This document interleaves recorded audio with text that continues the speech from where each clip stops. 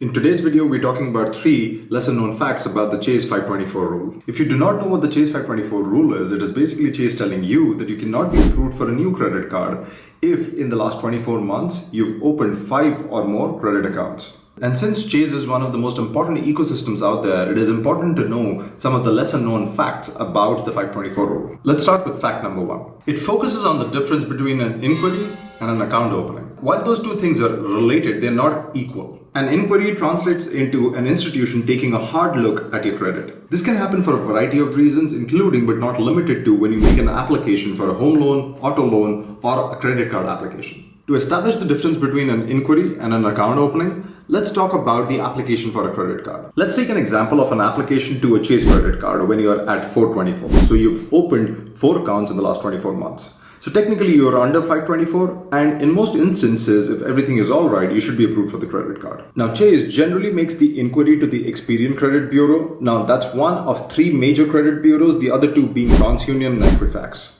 And after making the inquiry, Chase denies you for the credit card for whatever reason. So while your inquiry went up by 1, your credit accounts are still at 4 and you're technically still under 524. When talking to friends and people who understand the credit card ecosystem, even they can get confused between an inquiry and credit account, but hopefully that example makes it clear for you. The next point comes down to credit card approvals from Chase even when you're above 524. That does sound counter to what Chase has established as the 524, but it does happen quite often, and it generally happens with business credit cards. As you know, Chase is a financial institution and reports to the Wall Street. If it finds a profitable customer, especially if it's a business customer, it doesn't mind flouting the 524 rule from time to time. In some cases, they might even reach out to you with a specific offer for a credit card you might already have. Recently, I got invited to apply for the Chase Business Unlimited card, which gets you 1.5% back on every dollar that you spend on the card. The offer was that I can earn 75,000 points after spending $6,000 in the first 3 months of card ownership. I am well above 524 at the moment, and I get below 524 only in July this year. Moreover, I already have a Chase Business Unlimited card with my business.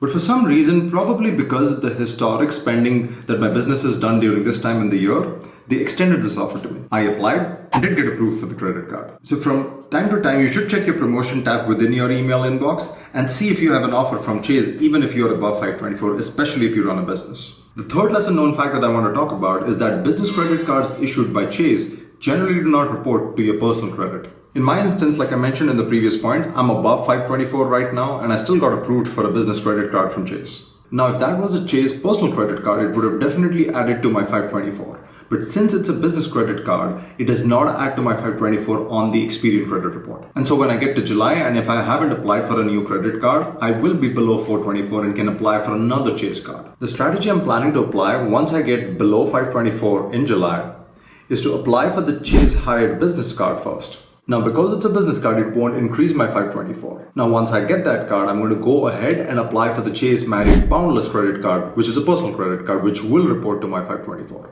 Bear in mind that Chase business credit cards don't report on your personal credit, but other issuers might. And the main culprit here is Capital One, where most of their business credit cards will report on your personal credit. So in my example, if I applied for the Capital One business card in July instead of the Chase business card, I probably will end up at 524 again and won't be able to apply for the Chase Marriott Boundless card. Now that was a quick video and hopefully it was helpful to you. If you want to apply for your next Chase credit card, check out my personal referral links below. It really helps out the channel. And I'll see you in the next one.